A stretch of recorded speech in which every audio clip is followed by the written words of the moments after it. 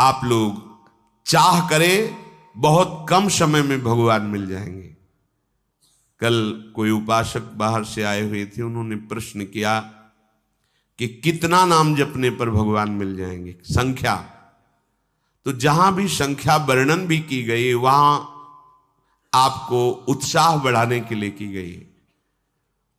बकाया कितने में मिलेंगे, उस असीम परमात्मा को सीमा में नहीं तोला जा सकता। कोई तपस्वी अपने तप के प्रभाव से भगवान को खरीद नहीं सकता। कोई भजनानंदी अपने भजन के प्रभाव से भगवान को खरीद नहीं सकता। जब वो भजन करते करते दैन्य भाव से आर्त होकर पुकारता है तो भगवान प्राप्त। ये निश्चय नहीं कि इतना कर लो तो, हाँ इतना कर लो तो भगवान मिल जाएंगे। क्या किसी और की स्मृति न रह जाए, एकमात्र भगवान की, तो फिर मिलने वाली बात ही नहीं रहेगी, वो समा जाएंगे आप में। इतने पे भगवान मिलेंगे ऐसा नहीं कहा जा सकता। वो प्रोत्साहन के लिए कि आप ऐसा करो, 3.5 करोड़ नाम जप कर लो आप, ऐसा शास्त्रों में पढ़ा है। 3.5 करोड़ तो बहुत है। हमारे यहां ध्रुवदास जी कह रहे थे, एक बार जिन नाम ली शर्त है, हित सो होए अति दीन, ताको संग न छाणी ध्रुव अपनो कर लीन। जिन्होंने आर्त भाव से प्रेम में भरकर अब जिया नहीं जा रहा और राधा बोले तो श्री जी का साक्षात्कार हो जाए एक बार। पर उसी एक बार के लिए तो हम बार बार अभ्यास कर रहे हैं।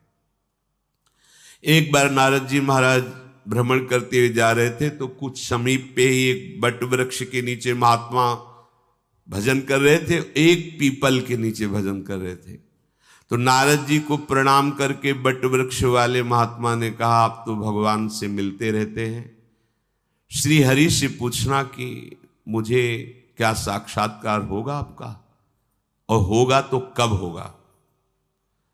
ठीक ऐसा ही प्रश्न पीपल के वृक्ष वाले महात्मा ने किया। नारद जी ने भगवान से पूछा तो बट वृक्ष वाले के लिए तो भगवान ने कहा इसी जन्म में मिल जाऊंगा। और पीपल वृक्ष के नीचे जो भजन कर रहे थे बोले उनसे कह देना कि जितने पत्ते हैं इतने बार जन्म लेकर भजन करोगे तब तुम्हें हम मिलेंगे। नारद जी आए, दूर दूर थे, पहले बट वृक्ष वाला मिला, उनसे बता दिया। पीपल वृक्ष वाले महात्मा ने साष्टांग दंडवत किया, महाराज भगवान से मिले जी। क्या कहा भगवान ने?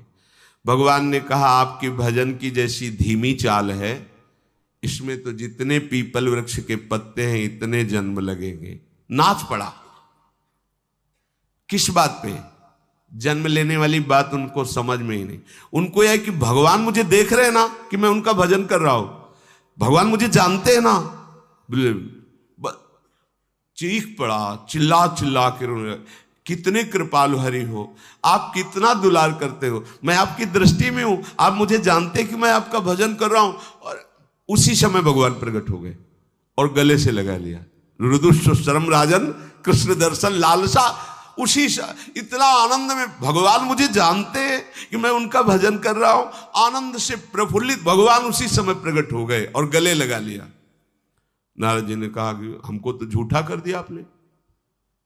अभी आपने कहा था कि ये जैसी चाल से चल रहा है तो इसको जितने पीपल के वृक्ष के पत्ते होते, बोले हाँ, अगर वो वैसे ही रहता तो उसके अंदर इतना आर्त भाव, इतनी आनंद की उमगन हुई कि जो चाहिए वो अभी हो गया, तो मेरा साक्षात। अब बोलो, भगवान ने तो कहा था ऐसा। भजन आपके हाथ की बात है।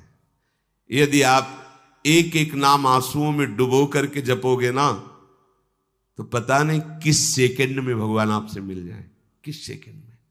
बिन रोए किन पाइया प्रेम प्यारा मीत, राधा राधा राधा, लाडली अब जिया नहीं जा रहा आपके बिना। तो फिर लाडली जो करुणा समुद्र है वो कृपा करके आपके मानस पटल पर पधारेंगी, हृदय रूपी निकुंज में खेलने लगेंगी, नेत्रों में समा जाएंगी। इसीलिए तो हमें निरंतर भजन करने का अभ्यास करना है। स्मर्तव्या सततम विष्णुर विस्मर्तव्यो न जातुचित, सर्वे विधि निषेधा स्यूरेतयोरेव किंकराहा। बस हमारा एक ही कार्य है, स्मर्तव्यः सततम, सतत अपने प्रियतम का स्मरण करना। अब थोड़ा कठिन बात हो गई, ये जप के परिणाम है, जप जिह्वा से उपांशु से, लेकिन स्मरण अलग चीज हो गई, याद में बैठा है उनकी। जैसे कोई दिल को मसला करे, शायद इसको ही इश्क कहते हैं। पूज्य भाई जी हनुमान प्रसाद पोद्दार जी ने प्रेम दर्शन में लिखा, शायद इसको, शायद शब्द इसलिए लगाया कि अनिर्वचनीयम प्रेम स्वरूपम। एक अजीब सी पीड़ा हृदय में हो रही, कुछ अच्छा नहीं लग रहा, बस बावरो सो रस में फिरे खोजत नेह की बात, कोई प्यारी जू प्यारे जू की चर्चा सुना दे, कोई मुझे हमारे प्रीतम से मिला दे, मुझे भगवान से मिला दे, ऐसी लगन, वो स्मरण, ये आंतरिक वृत्ति है। जब ये अलग क्षेत्र है, स्मरण, स्मरण जब जागृत होता है तो ये कभी नहीं हटता, कभी नहीं, ना तो जागृत में, ना स्वप्न में, ना सुषुप्ति में भी नहीं हटता है। निद्रा समाधि स्थिति, वो गोरे चरणारविंद में ही सुषुप्ति जैसा दिखता है, पर वो सोता नहीं। हर समय प्यारे जू की मधुर स्मृति पूर्ण विश्राम स्थल है उसके लिए। जितनी विधियां हैं, जितने निषेध हैं शास्त्रों में, ये करो ये ना करो, उन सब का फल है तुम्हारे हृदय में भगवत स्मृति जागृत हो जाए। संपूर्ण शास्त्रों के स्वाध्याय का, ज्ञान का फल है भगवत स्मृति जागृत हो जाए। जैसे गीता जी पूरी सुनने के बाद अर्जुन जी ने कहा, नष्टो मोहा स्मृतिर्लब्ध्वा त्वत्प्रसादान मयाच्युतः। हे अच्युत, हे गोविंद, आपके कृपा प्रसाद से मोह नष्ट हो गया, अब स्मृति जागृत हो गई। स्मृति,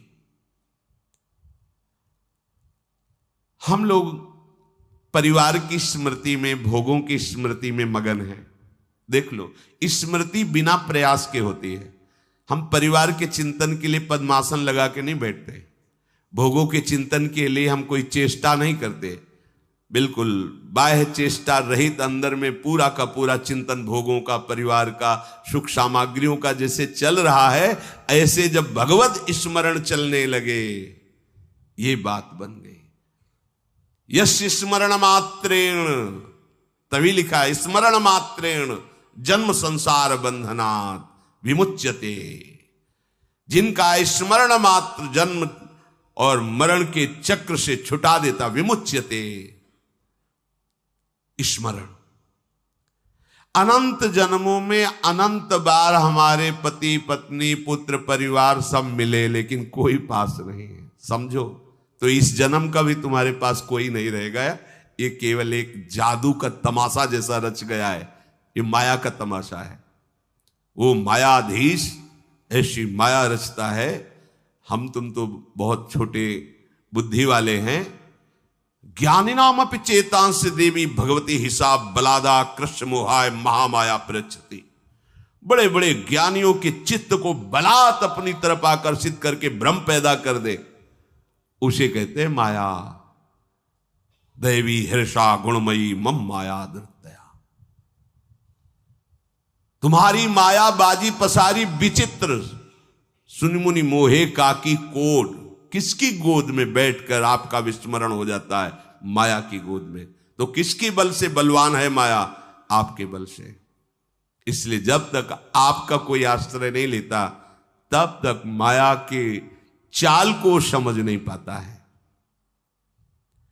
अनंत बार तुम्हारे मां हुए, पिता हुए, परिवार हुए, बिछुड़ गए। इस जन्म में भी वैसे ही है, बिछुड़ गए। ना कभी वो रूप था, ना कभी वो रूप मिलेगा। बीच में जो भास रहा है वो श्री कृष्ण ही उस रूप में है। जिस रूप को तुम माता पिता परिवार मान रहे हो, मेरा प्रभु है, ऐसा मान लोगे तो जीवन मुक्त हो जाओगे। नहीं मानोगे तो मोह में फंस करके फिर दुर्गति को प्राप्त होगे। अनंत बार ये मैं, ये मेरा कह करके तुम मरते रहे और तुम्हारा मोह बंधन दृढ़ होता रहा। अब तो समझ जाओ,